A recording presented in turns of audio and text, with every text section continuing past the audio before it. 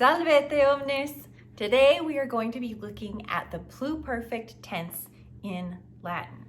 So the pluperfect tense is the tense used to show past action, specifically to show that an action or event took place before another action. So we're putting it on the timeline.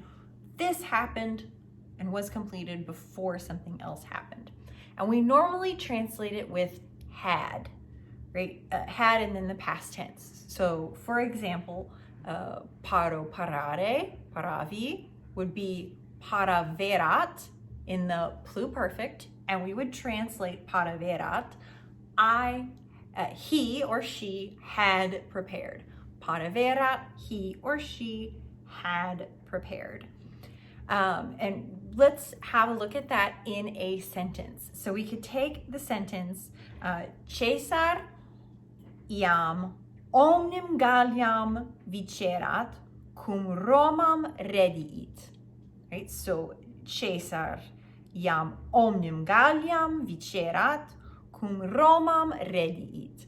So Caesar already had conquered all Gaul when he returned to Rome. So our pluperfect is vicerat, had conquered.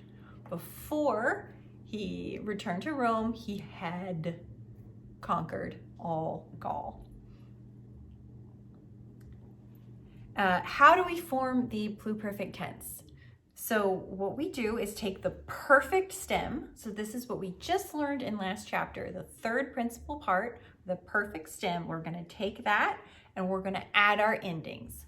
Aram, aras, arat, aramus, aratus, erant.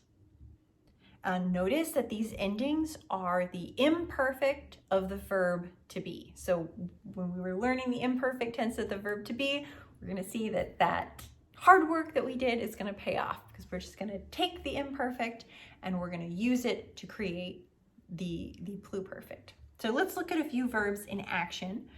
So for example, if we have emo, emere, emi, the verb that means to buy, we're going to take the third principal part, emi, long E-M-I. The I we know is the ending. So that's the perfect ending, the I bought ending. So we're going to set that aside. Just take the em, the em, and add our endings. Em, eram, emeras, emerat, emeramus, emeratis, emerant. So I had bought, you had bought, she, it had bought, we had bought, you all had bought, they had bought. And this is the same for irregular verbs as well. So we take the verb to be, sum esse fui. The third principal part of to be is fui. So we're going to take fui, drop off the I, and tack our endings onto the M. Fueram, fueras, fuerat, fueramus, fueratis, fuerant. I had been, you had been, she, he had been, we had been, you all had been, they had been. So let's look at just a few more examples. So we take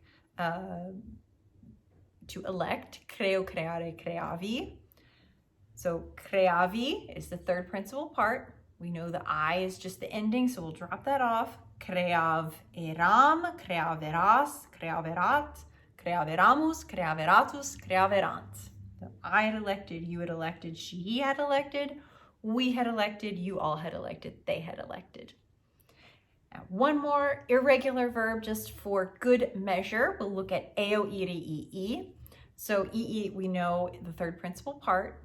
The first I is the stem of the principal part, and the second I is the first person singular ending. So we'll drop that part off and translate in the pluperfect ieram, ieras, ierat, ieramus, ieratis, ierant.